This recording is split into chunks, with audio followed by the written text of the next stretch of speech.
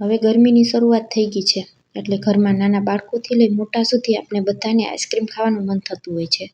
અને બજારમાંથી જે આઈસ્ક્રીમ લઈ આવીએ છીએ તે આઈસ્ક્રીમ છે કે ફ્રોઝન ડેઝર્ટ તે આપણે જાણતા નથી. આજે હું તમારી સાથે ખૂબ જ સરસ ક્રીમી, ના ક્રીમ, ના કોઈ કન્ડેન્સ મિલ્ક, ના એસેન્સ, કલર કે ખાંડના ઉપયોગ વગર હેલ્ધી આઈસ્ક્રીમની રેસિપી શેર કરીશ. તો ચાલો રેસિપી શરૂ કરીએ. સૌથી પહેલાં આઈસ્ક્રીમ બનાવવા માટે એક વાસણમાં ફૂલ ફેટ 2 કપ દૂધ ગરમ કરવા માટે રાખી દીધું છે. તેમાંથી અડધા ચમચા જેટલું દૂધ લઈ અને તેમાં 2 ચમચી કોર્નફ્લોર અથવા તપકીનો લોટ ઉમેરી દેશું. જો તમે વ્રત માટે બનાવતા હોય તો તપકીના લોટનો ઉપયોગ કરવાનો.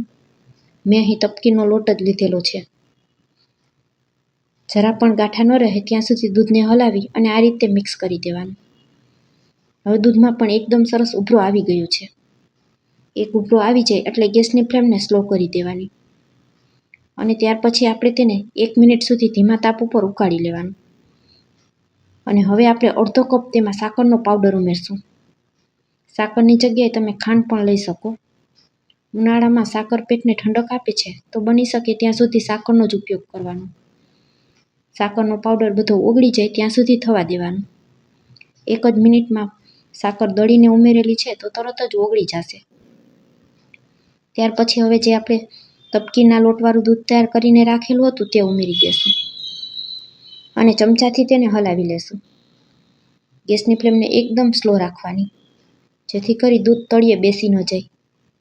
1 જ મિનિટમાં તપકીના લોટવાળું દૂધ ઉમેર્યા પછી આપણું દૂધ ઘટ થઈ જશે.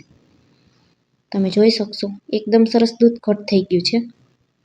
આ દૂધને ધીમા તાપ ઉપર 1 મિનિટ સુધી આપણે થવા દેવાનું જેથી કરી આઈસ્ક્રીમમાં તપકીની બિલકુલ કચાશ ન રહે. 1 મિનિટ પછી દૂધને ગેસ ઉપરથી નીચે ઉતારી અને થોડું ઠંડુ કરી લેશું. અહીં તમે જોઈ શકશો ચમચાના પાછળના ભાગમાં આપણે દૂધને ચેક કરીએ તો આ રીતે ચમચામાં એક કોટિંગ થઈ ગયું છે. હજુ પણ આ દૂધ ઠંડુ થશે એટલે વધારે ઘટ થશે. દૂધને એકદમ સરસ ઠંડુ થવા પંખા નીચે રાખી દેશું. ત્યાં સુધીમાં અહીં મેં લીલા નારિયેળની મલાઈ લીધેલી છે. આજે આપણે ટેન્ડર કોકોનટ આઈસ્ક્રીમ બનાવીએ છીએ તો આ રીતે જે લીલું નારિયેળ હોય તેનો ઉપયોગ કરવાનો. જાડું નારિયેળનો ઉપયોગ બિલકુલ નથી કરવાનો. તેને મિક્સર જારમાં ઉમેરી અને પીસી લેવાનું. પહેલાં આપણે તેને એમનેમ જ પીસવાનું જેથી કરી તે એકદમ સરસ સ્મૂથ પીસાઈ જાય. ત્યાર પછી તેમાં 2 ટેબલ સ્પૂન દૂધ અથવા તમે નારિયેળનું પાણી ઉમેરીને પણ પીસી શકો. બેમાંથી તમને જે વસ્તુ પસંદ હોય એ ઉમેરી અને પીસી લેવાનું. તો આ રીતની એકદમ સરસ સ્મૂથ પેસ્ટ તૈયાર થઈ જશે. જો બાય ચાન્સ તમારી પાસે લીલું નારિયેળ ન હોય તો મેં તમને વિડીયોમાં બતાવ્યું તેવું જાડું નારિયેળ લઈને પણ તમે નારિયેળની આઈસ્ક્રીમ બનાવી શકો. પરંતુ ટેન્ડર કોકોનટ આઈસ્ક્રીમ આ રીતે મલાઈમાંથી જ તૈયાર કરવામાં આવે છે. હવે આ આઈસ્ક્રીમને 2 રીતે બનાવી શકાય. તૈયાર કરેલી આ પેસ્ટને સીધી વ્હિપિંગ ક્રીમમાં ઉમેરીને તમે આઈસ્ક્રીમ બનાવી શકો. બધા પાસે વ્હિપ ક્રીમ ન હોય તો આજે હું ક્રીમ વગરની આઈસ્ક્રીમની રેસિપી શેર કરું છું. ચોઈસ તમારી છે. તમને જે રીતે પસંદ હોય એ રીતે તમે તૈયાર કરી શકો. ત્યાર પછી મારી પાસે આ રીતે થોડું જાડું નારિયેળ છે તો હું આઈસ્ક્રીમમાં ગાર્નિશિંગ માટે તેનો પણ ઉપયોગ કરીશ. તમારે આ નારિયેળનો ઉપયોગ ન કરવો હોય તો તમે સ્કીપ પણ કરી શકો. સૌથી પહેલાં તો આપણે નારિયેળને પાણીથી ધોઈ અને તેની છાલ ઉતારી લેશું. આ નારિયેળ ખૂબ જ કડક હોય છે.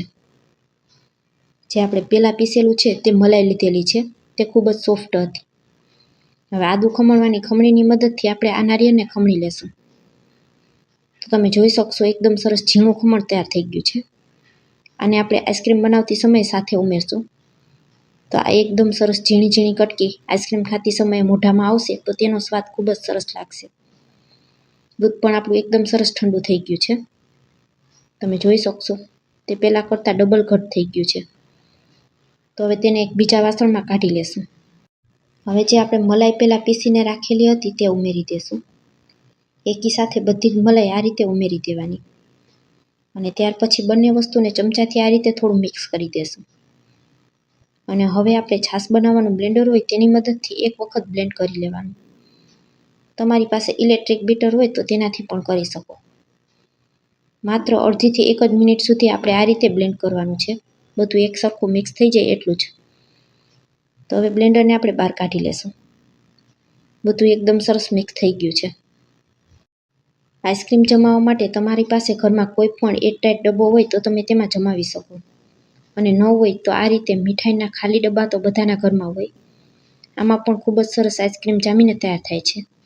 આ પણ એરટાઈટ જ હોય છે. આમાં પણ બિલકુલ હવા ભરાતી નથી, જેથી આ રીતના ડબ્બામાં પણ આઈસ્ક્રીમમાં જરા પણ બરફ જામતો નથી. અને આ પણ ન હોય તો તમે ઘરના કોઈ પણ સ્ટીલના ડબ્બામાં પણ આઈસ્ક્રીમ જમાવી શકો. 4 થી 5 કલાક માટે આપણે પહેલાં તેને સેટ થવા રાખી દેવાની. તો 4 કલાક જેવો સમય થઈ ગયો છે.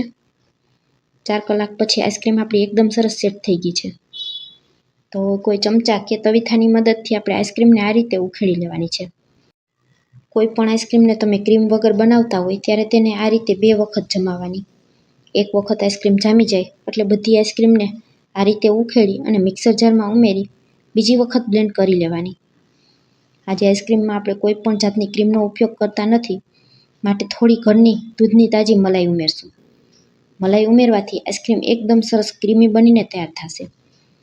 અને ત્યાર પછી તેમાં આપણે મિલ્ક પાવડર ઉમેરશું.